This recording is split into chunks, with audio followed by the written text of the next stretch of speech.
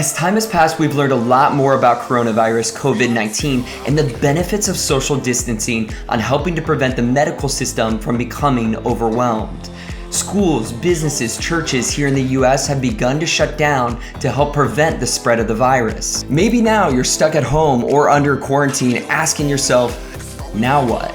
Well, in this video, I'll highlight ways for you to psychologically adjust to better handle stress and anxiety while under quarantine.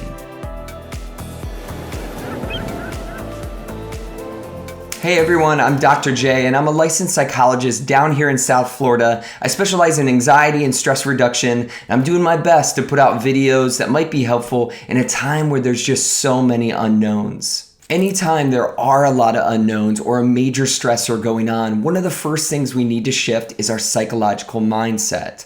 And here in the US, we are a culture that thrives on doing.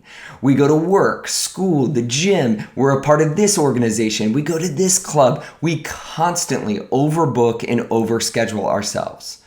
Now though is a time where we need to shift from doing mode to being mode, especially under quarantine. Being mode allows us to go inward and be with the people and the things that we value the most instead of being a zombie slave to our schedule where we're constantly doing. Once we make the shift into this very present focused being mode, where should we put our energy to better handle stress and anxiety? Well, one place we can put that energy is into our friends and loved ones. And you might be like, Dr. J, you just talked about the benefits of social distancing. It's 2020, people. We got our phones, FaceTime, Skype, WhatsApp. There are so many awesome ways that we can connect with anybody. And this is a great time that we can connect with people we might have lost touch with because of our busy doing mode schedules. When you connect with someone, my challenge to you is avoid only talking about the coronavirus. That'll likely keep you in a stressed out, sympathetic state. But instead, transition a bit and actually see how they're doing. Maybe you want to take the conversation a layer deeper and ask them what their intentions are for this new decade. Ask them in what ways are they growing and who do they want to be by the end of these 10 years.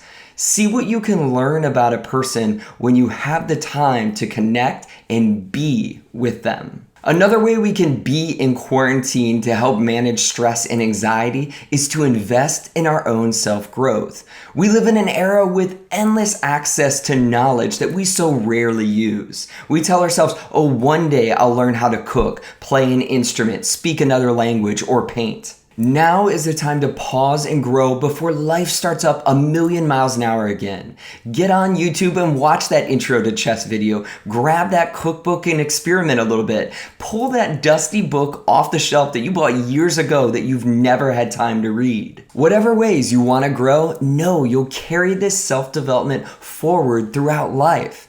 Take some time in this slow down being mode to invest in yourself and learn something new. The next and probably best thing you can cultivate for yourself during this time of being mode is to learn what regulates your stress by creating your stress relief toolkit.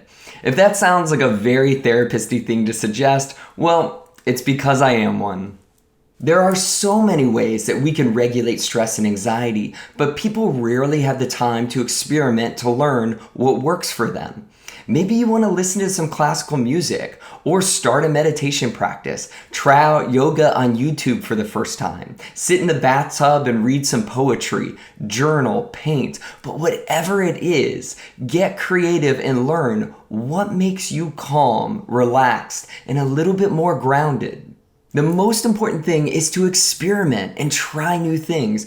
Just because you've always come home and watched TV right when you get through the door doesn't mean that this is a good stress relieving activity for you. Maybe it's singing, dancing, or listening to a new podcast. Whatever it is, notice how your body and breath feels as you're doing this activity.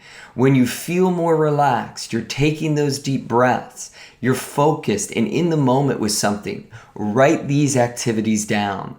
You're creating your stress relief toolkit to use another time when there's a lot of stressors or unknowns. I hope each and every one of you can embrace this new way of being by connecting with others, investing in your own self-growth, and creating your stress relief toolkit.